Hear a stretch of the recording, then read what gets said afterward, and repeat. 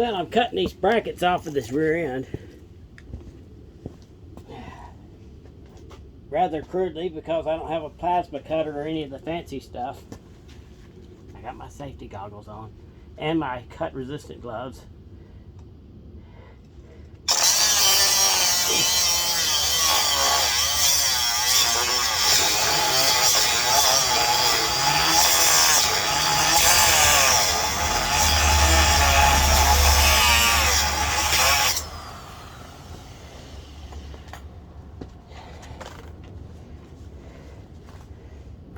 Terrible the way you have to do things whenever you don't have the right stuff. And I don't know if I'm even going to be able to get that in there. But,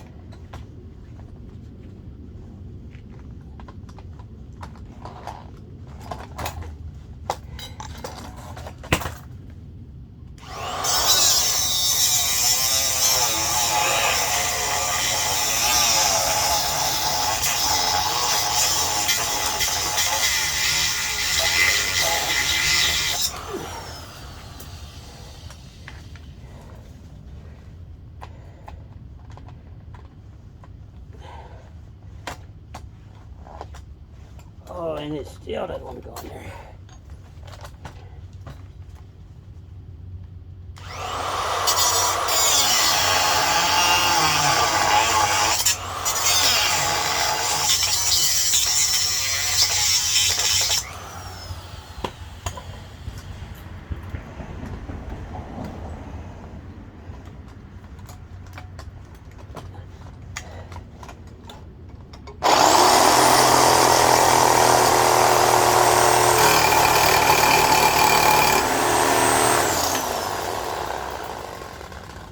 Get on the back side.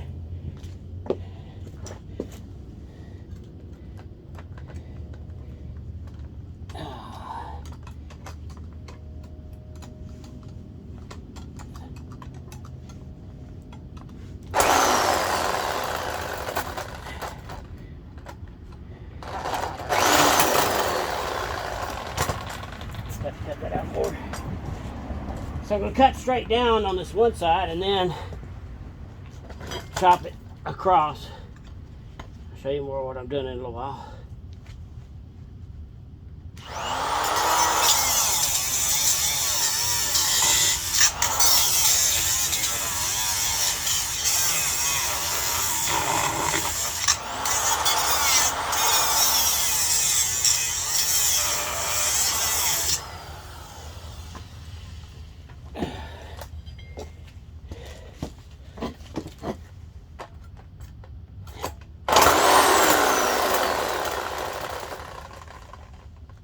That was a little bit too hurried.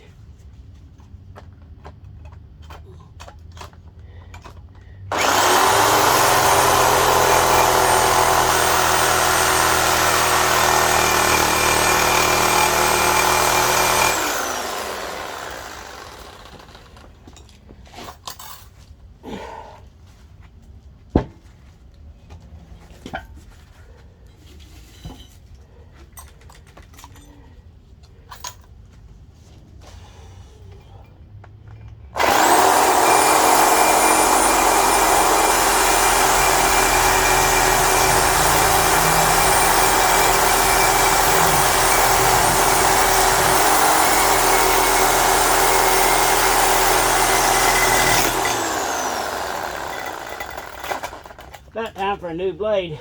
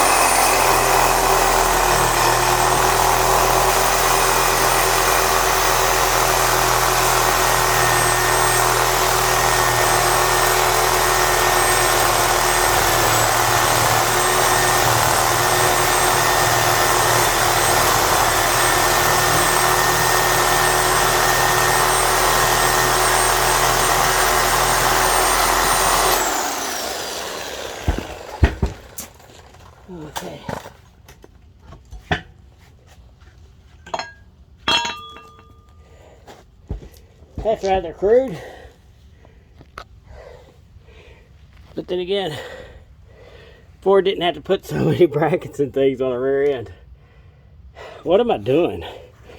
I make these videos like everybody already knows. This is a 9-inch Ford rear end out of a 65 Ford Galaxy. It's about 1.5 inches wider on each side than the 59 Chevrolet rear end is. The options for highway gears are much better gear ratios for a 9-inch Ford than they are the 59 Chevy. The most highway gear you can get for a 59 Chevy is a 308. And that's out of like a 64 Chevy, and they're hard to come by. So I'm putting this 9-inch Ford in there, and I can run even like a 223 if I wanted to. I don't like running overdrives. I like my regular 3-speed transmissions. Anyway, I will take my 4-inch grinder and grind all this stuff off more. And then I will take the brackets off of this 59 Chevy housing that I bought as an extra. I will take those off and weld them onto the Ford rear end. I've made this jig and I've drilled holes and I've got everything lining up the way that it needs to be, and then I've got my measurements so I can set that 9-inch Ford rear end down on this jig and weld these brackets on there after I take them off. I'll have to be much more careful taking these brackets off because they got to be saved to weld onto that 9-inch Ford rear end. I bought this adjustable link here, which will help set the pinion angle on the 59 Chevrolet, in case if I welded this on just a little bit off. There's also the bracket back there for the panhard bar that has to be welded on too. And like I said, I've taken measurements of it all. But now that I have all these brackets crudely cut off that 9-inch Ford, I can take a 4-inch grinder and chop them off even better, and then clean that rear end up and weld my new brackets on. And maybe I'll have something that'll get down the freeway a little bit better with lower RPMs. Anyway, thanks for watching. It's 10 o'clock. I better shut it down. And then I've got to weld all this stuff up and hope it works out. This is not the first 9-inch Ford I put under a old Chevy. There's about as many 9-inch Fords under old Chevys as there are Chevy motors in old Fords. So I guess that kind of evens out. Anyway, thanks for watching.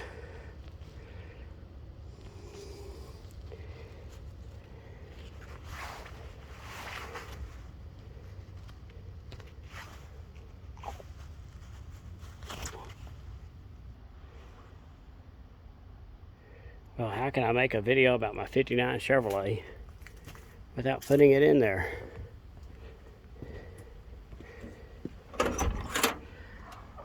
I've got I hooked up all my heater controls and put in new cables and everything like that. Recovered the seat better, but it's still not, the right way. But eventually I'll get a better seat cover. But right now I want to get these RPMs down lower on the freeway.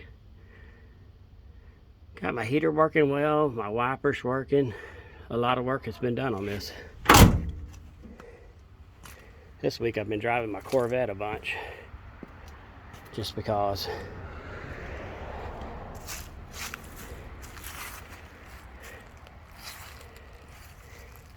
Now that rear end is 1.5 inches wider on each side, but look at how far up in there the wheels are on a 59 Chevy. And then if you run disc brakes on it, the common disc brake kit spaces those out 1 inch on each side. So this will kind of give it a wider track. That way maybe the next time a Nissan Sentra plows into me on the freeway, it'll be a little bit more steady. However, it did just fine. Hopefully that doesn't happen though. But anyway, thanks for watching.